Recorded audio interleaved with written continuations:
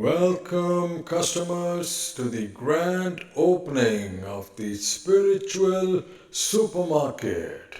Today's hot offer include enlightenment at half price, miracles with extended warranty, and our best-selling deal of the season: buy one awakening, get two free.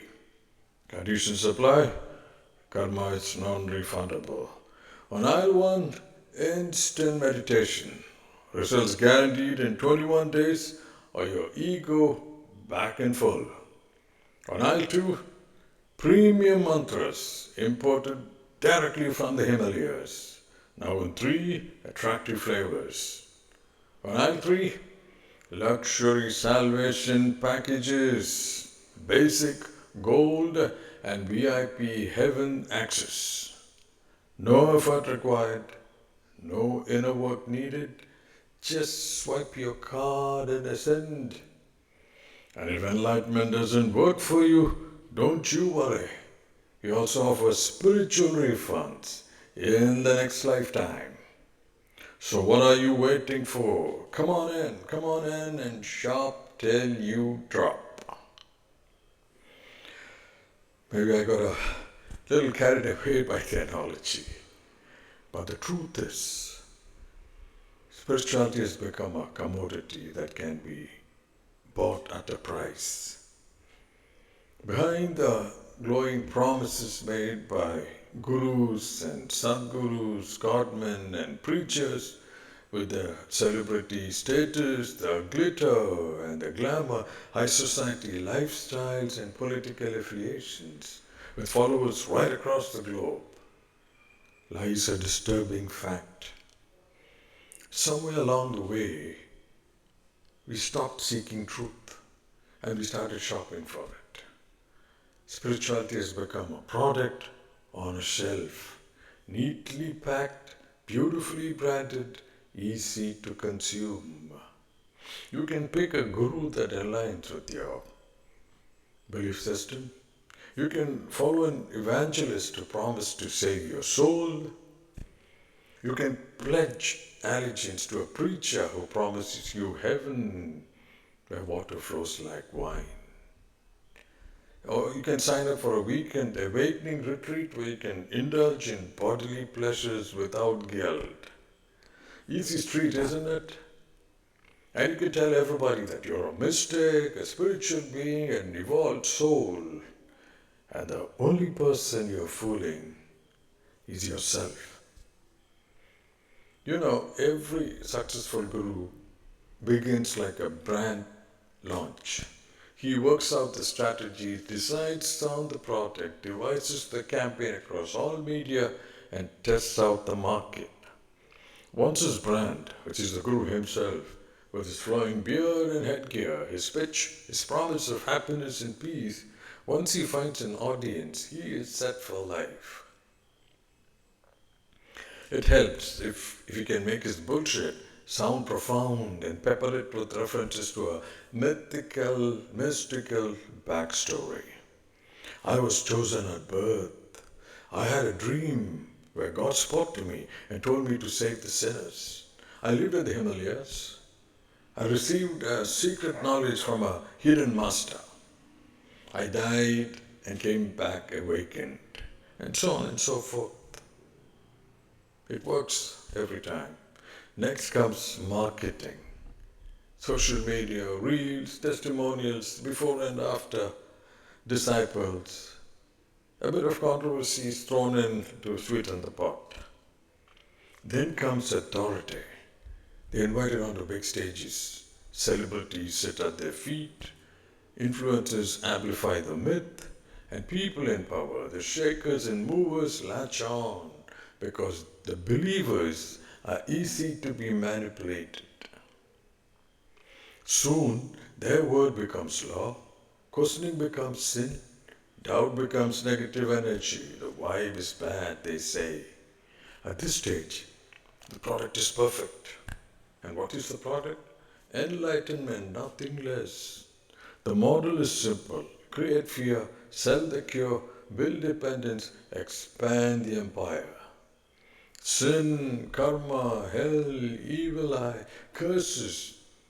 And conveniently, the cure is always available for a price. Donations become mandatory, courses become tires, blessings become transactions, and God becomes a business model. And once money starts flowing in, truth quietly exits through the back door. Now, here's the part no one wants to see. Behind the robes and talk of austerity, many of these holy men live in luxury, private jets, five-star hotels, designer watches hidden under sacred sleeves, armies of assistants, silenced scandals. In public, they preach renunciation. Privately, they enjoy the excess. They speak of humility on stage while demanding VIP treatment wherever they go. They speak of control of desire while secretly feeding it. Their followers, they live in guilt and discipline. They live in privilege and immunity. And the most dangerous part is the faithful will always defend them, even when the truth is undeniable, because when belief becomes identity, truth becomes the enemy. But here's the truth. Any godman who builds an empire, lives in luxury, and sells you salvation for a price cannot give you what you seek. Mark my words, they cannot give you what you seek. Because false gurus flourish because they comfort your ego and you want that. True mystics, they dismantle it. False gurus, they promise success, money, happiness, attraction, power. True mystics, they promise you nothing except the destruction of illusion. A true mystic does not build empires, they build silence. They do not gather crowds, they awaken individuals. And individuals are bad for business. The mass wants spirituality that looks good, sounds deep, massages their ego, but changes nothing. In medieval Europe, the church sold indulgence. Pay money, your sins are forgiven. Your dead relatives will escape hell faster. It corrupted the soul of religion. Today, indulgences have new names: seed offerings, energy exchange, divine donations, premium initiations. Different century, the same racket. Buddha warned of false monks. Yeshua overturned the tables of money changers. Sufi mystics hid themselves from fame. Every true path has always been surrounded by those who sell shortcuts. Truth has never been for sale. God has never taken donations. Awakening has never issued receipts. If someone sells you guaranteed enlightenment, they're selling you hope wrapped in fear. If someone claims exclusive access to God, they're selling you dependence. And if someone promises heaven without inner death, they're selling you an illusion. The spiritual supermarket thrives because we want enlightenment without discipline, mysticism without sacrifice, liberation without transformation. Until we are brave enough to face our own darkness, we will keep worshipping the artificial light they shine and calling merchants of spirituality our masters.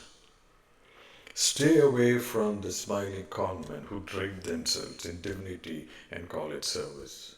The fake godmen, miracle merchants, and spiritual celebrities who promise you success, protection, and instant enlightenment with a packaged product with a fancy name are not your guides.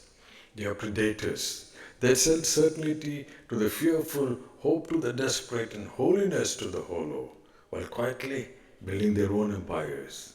Following them may inflate your ego and soothe your insecurities, but it will slowly starve your soul. If a teacher needs your money, your obedience, and your blind belief, walk away. Seek the real mystics instead, the ones who have no stage, no brand, no price, who point you not to themselves but relentlessly back to your own inner truth. In the next episode, I shall talk about these enlightened souls who have nothing to sell but will point you to the path that you must walk. Till then, stay blessed. I wish you well.